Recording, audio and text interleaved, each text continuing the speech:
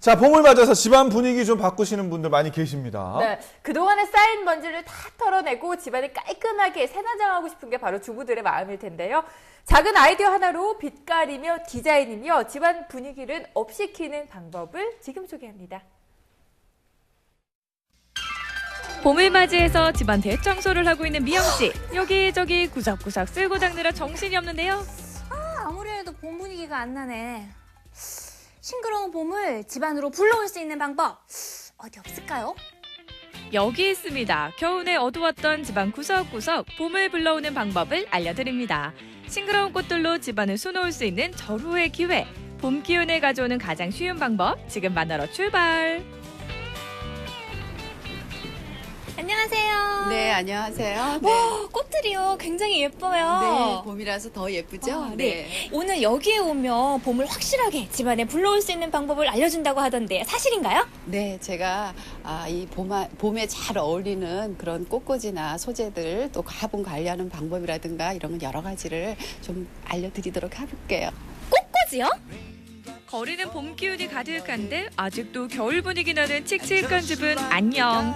봄맞이 인테리어와 시들어버린 화분, 두 마리 토끼를 한 번에 잡을 수 있는 절호의 기회. 봄맞이 꽃꽂이 하는 방법과 간단한 화분 관리법을 함께 알아볼까요?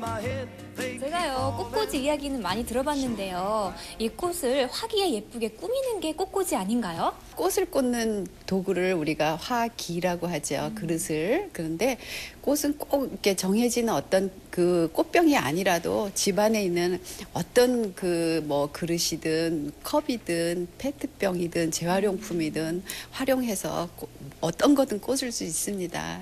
제 주변에 보면 꽃꽂이를 하시는 분들이 굉장히 많아요. 네. 그 이유가 있을 것 같아요.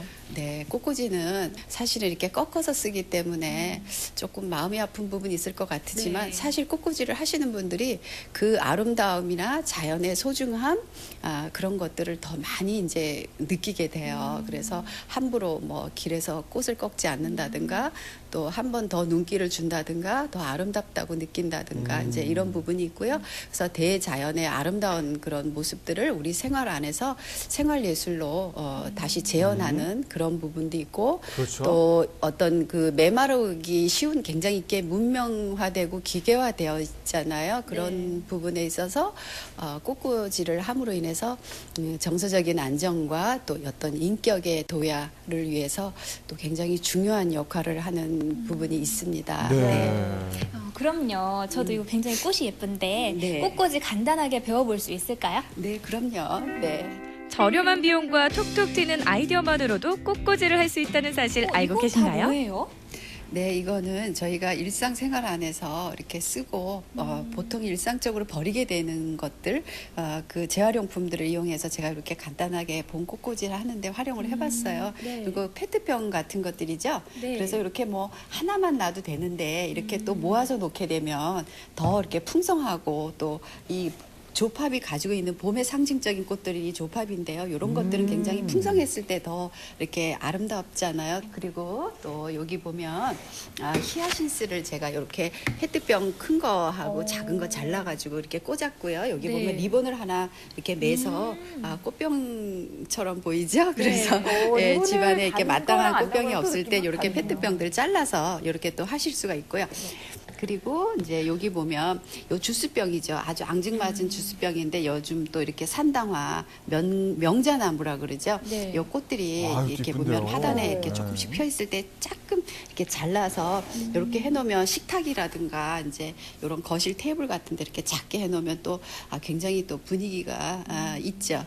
요것도 하나씩 이렇게 놔도 되는데 하나만 이렇게 화장실 같은데 꽂아도 욕실 같은데 꽂아도 굉장히 분위기가 있고 그 네. 공간이 많이 느낌이 달라지거든요. 그런데 또 이렇게 식탁 같은데 그런데 또 아니면 주방에 창가 같은데 이렇게 또 모아가지고 또 이렇게 꽂아 놓으면 훨씬 더 또 봄이 더 많이 이렇게 느껴지게 되고 분위기가 더 좋아지죠. 겨울 내내 그 집안의 어떤 침체된 분위기가 이런 그 페트병 활용을 해서 화려한 꽃병이 소품으로 아니어도 이렇게 진짜 다 예뻐요. 부분 부분 네. 꾸며주면 집안이 훨씬 밝아지죠. 아, 그것도 네. 예쁜데요. 와, 설명 잘 들었는데요. 사실 저희 집도 또 겨울 동안 이 화분에 있던 꽃들이 다 죽었거든요. 네. 이런 꽃들을 오랫동안 유지하려면 이렇게 꽃꽂이가 필요할 것 같은데 저도 네. 한번 가르쳐 주세요. 네, 그럴게요. 네. 오늘 이제 제가 재활용을 활용한 그런 화기를 이용해서 꽃을 했잖아요. 네. 그래서 지금 또 역시 이렇게 재활용 페트병을 준비를 했고요. 이렇게 생긴 것들을 이제 제가 이렇게 가위로 이렇게 잘랐어요. 이 부분을. 네. 칼로 자르셔도 되고 이렇게 가위로 자르셔도 되고요. 네. 그렇게 해서 자르시면 이제 이런 모양이 나오죠. 그래서 이렇게 물을 부었고요. 그다음에 이제 이게 너무 밋밋하고 조금 단조로우니까 여기다가 이제 이렇게 리본을 하나 매주면 훨씬 더 분위기 있고 이제 예뻐지거든요. 네. 이렇게 리본을 매놓으면 훨씬 더 네, 확실히 분위기가 다른데요? 예, 좀 다르죠. 네. 꽃대는 물에 닿는 면적을 넓게 하기 위해서 사선으로 잘라주고요. 잎이 물에 닿으면 금방 썩기 때문에 물에 닿는 부분이 있다면 다듬어주는 게 좋습니다. 차가운 물을 사용하거나 얼음을 넣어주면 꽃의 신진대사를 느리게 해서 개화 시기를 조절할 수 있다는 사실 기억하세요. 네, 이렇게 겨울에 화분들이 실내에서 이제 공기가 이렇게 통하지 않고 통풍이 안 돼서 보통 이렇게 먼지가 많이 끼고 먼지가 끼면 진딧물이 끼거든요. 네.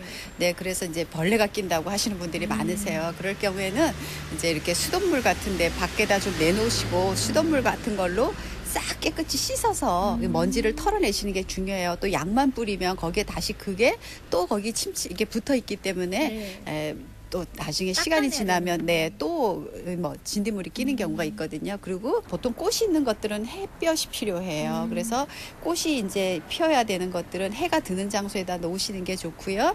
물은 대체적으로 이제 봄에 꽃이 많이 피는 것들은 이제 수분을 굉장히 많이 필요로 하기 때문에 일주일에 한 번 내지는 또 이제 많이 필요로 하는 것들은 한 2번 정도 이렇게 주시면 좋을 것 같고요. 또 이렇게 보면 이게 허브 종류라든가 이런 종류들은 사실 이제 야생 종류예요. 그래서 네. 안에서 키우는 것보다는 정말 창문을 열어놓는 위치, 해가 드는 그런 통풍이 많이 잘 되는 그런 장소에다가 두어야만 잘 클 수가 있고요. 네. 또 여기 보면 이렇게 카랑코에라고 있는데요. 이런 종류들은 사실 다육의 어떤 일종의이거든요. 그러니까 잎이 굉장히 두껍고 선인장과에 속하는 그런 식물들이에요. 네. 이런 것들은 이제 햇볕이 잘 드는 곳에 이제 두기는 하지만 물을 보통 뭐 한 보름에 한 번, 20일에 한 번 이렇게 줘도 그 자기 몸속에 가지고 있는 수분이 많기 때문에 다육 식물 종류들은 물을 자주 주시지 않는 게 오히려 꽃한테 더 도움이 되는 거예요. 네, 네. 봄을 맞이해서 화사한 봄 기운을 불러오고 싶은 분들, 적은 비용으로 집안 곳곳을 꾸미고 싶으신 분들 어렵게만 생각하지 마시고 오늘 거실, 식탁, 아이들 방 여기저기 꽃 한 송이의 싱그러움으로 가득 채워보는 건 어떨까요? 야. 꽃들이 쫙 있으니까요. 봄 향기가 물씬 나는 게 더 화사해지기도 하고 또 저렇게 집안에 하나 딱 두면 집안 분위기 확 달라질 거예요. 달라지죠. 네. 네, 뭐 집에 남는 페트병이나 와인병은 흔하게 구할 수 있잖아요. 네. 이런 걸 잘 씻어서 활용하면 좋을 것 같고요. 또 잘 안 쓰는 화분도 보관을 잘 했다가 깨끗하게 씻어가지고 꽃꽂이하면 굉장히 좋을 것 같아요. 그냥 네. 무조건 버리지 마시고 이 페트병, 와인병 잘 씻어다가 한번 활용해 보시면 더욱더 좋지 않을까 싶습니다. 네.